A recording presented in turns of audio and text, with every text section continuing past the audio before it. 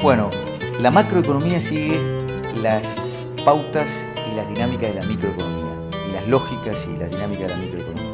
Y la microeconomía que nosotros conocemos, la que hemos conocido en nuestras vidas, es la que fue pensada hace 3 siglos atrás en la Revolución Industrial, según el contexto de la Revolución Industrial, que era lo infinito era lo que prevalecía, y según la conciencia de la reinante en la Revolución Industrial, de la gente, reinante y dominante. Y entonces la economía B en realidad está asociada a un tipo nuevo de genética empresarial. Así nacen las empresas B. ¿Y cuáles son las características básicas de una empresa B? Que si uno piensa el propósito de la empresa, ese propósito tiene que resolver un problema colectivo o tiene que crear un valor para el colectivo, sin excluirse a uno mismo. No se trata de ser o egoísta y pensar en uno, o ser altruista y pensar en el otro. Es ampliar conciencia del yo-yo al yo-nosotros y al yo-tierra al mismo tiempo. Es ganar para todas las dimensiones. Entonces, ese propósito va al objeto social del estatuto. En una empresa B aparece el propósito regeneración de ecosistemas, a través de hotelería, chocolates, bebidas, textiles, pero la regeneración es lo que manda la empresa. En una empresa B, el propósito es formulado por los accionistas. Los únicos que pueden cuestionar el desvío de ese propósito son los mismos accionistas. Bueno, entonces ahí hay una mutación genética de lo que es una empresa, de la revolución industrial. Una empresa B se somete a lo que se llama la evaluación del impacto B, que es una herramienta que es gratuita, que está online y que, digamos, básicamente es confidencial, de evaluación de la sustentabilidad integral de la empresa, donde se analizan esas 5 áreas. La sustentabilidad en relación a los empleados, a todas las comunidades, incluyendo a los proveedores, las comunidades donde uno está operando, las comunidades de los clientes, los consumidores, pero también los inversores, ¿no?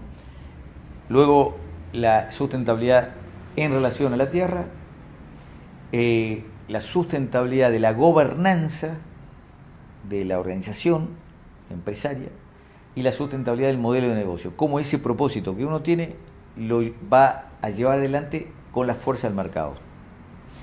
Y se integran todas estas con un sistema de puntaje.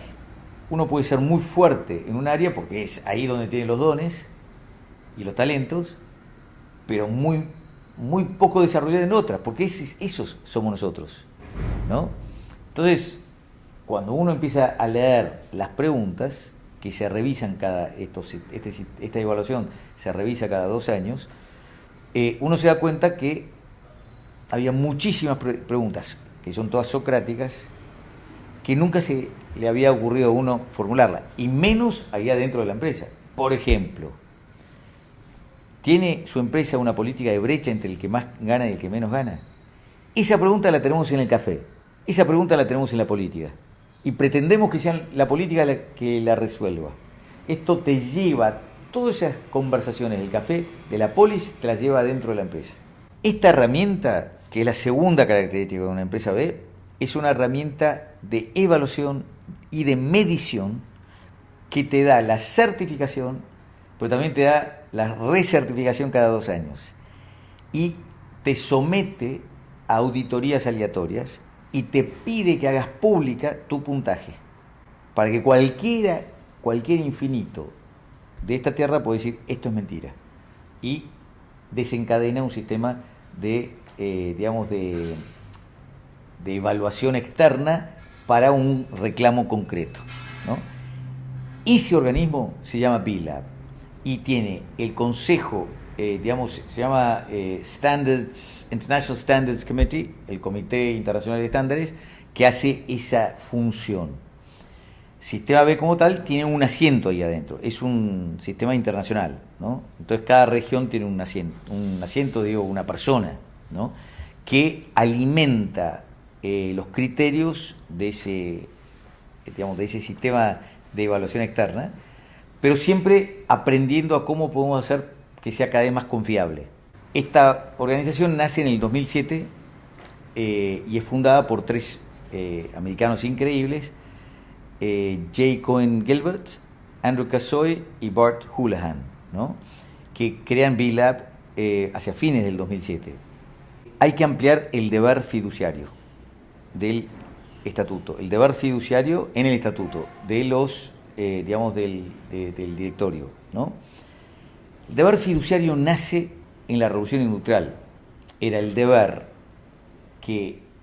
al que asumía el emprendedor británico o holandés que iban a la India o a Indonesia, de maximizar los intereses del inversor frente a cualquier tipo de riesgo, ¿no? Primero hay que pagar al inversor y hay que eliminar todo tipo de riesgos y costos para cumplir con ese deber.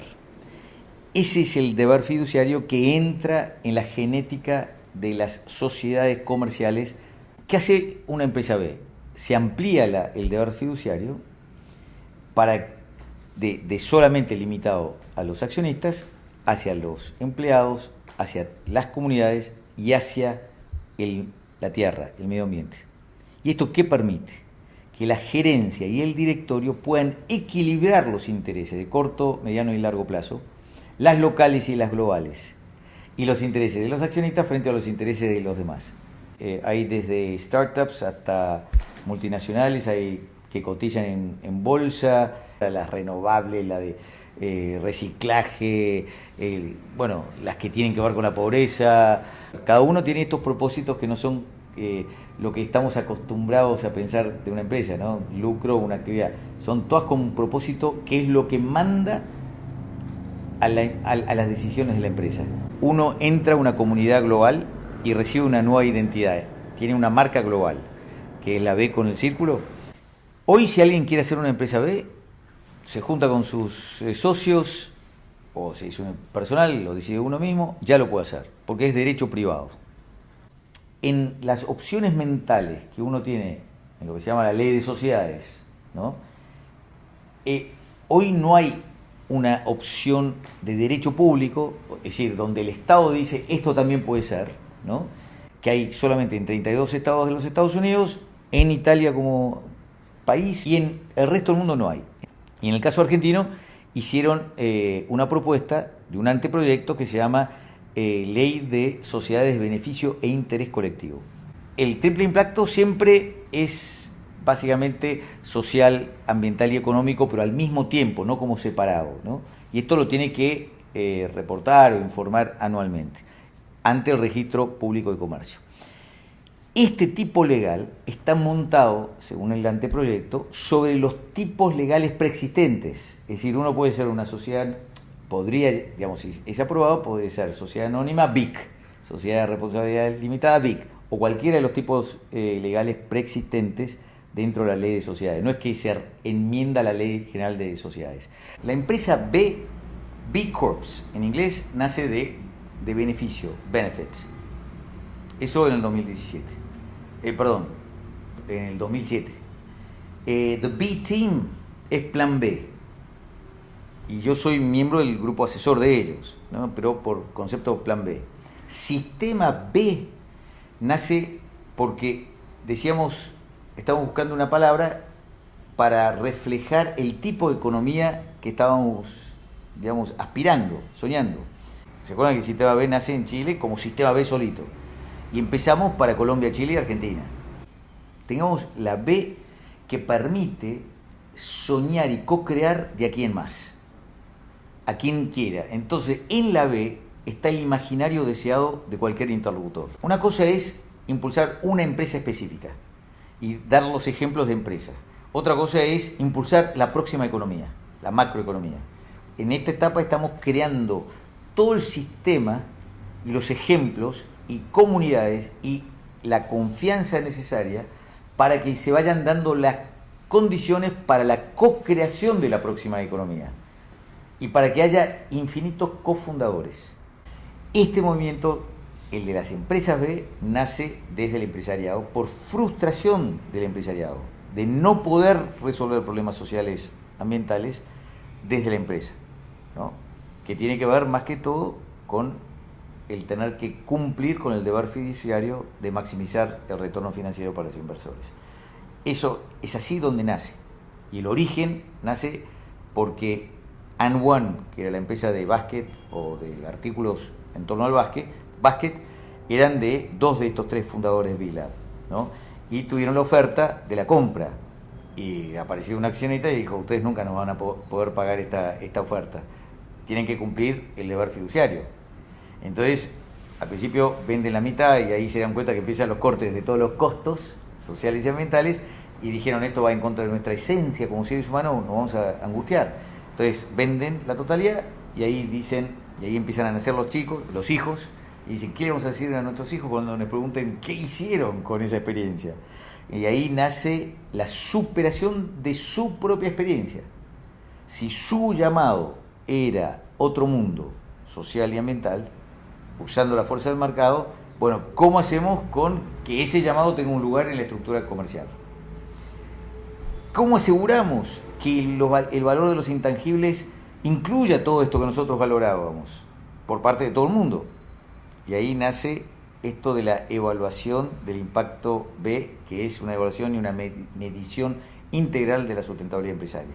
Uno siempre piensa retorno financiero, este año, ¿no? Este año, ¿cuánto voy a ganar este año? Porque es la obsesión del corto plazo, ¿no?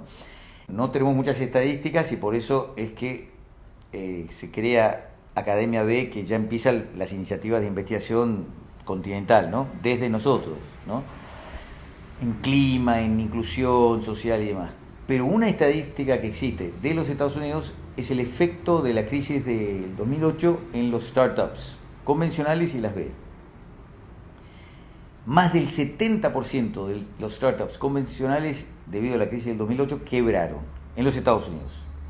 Más del 83% de los startups B prosperaron.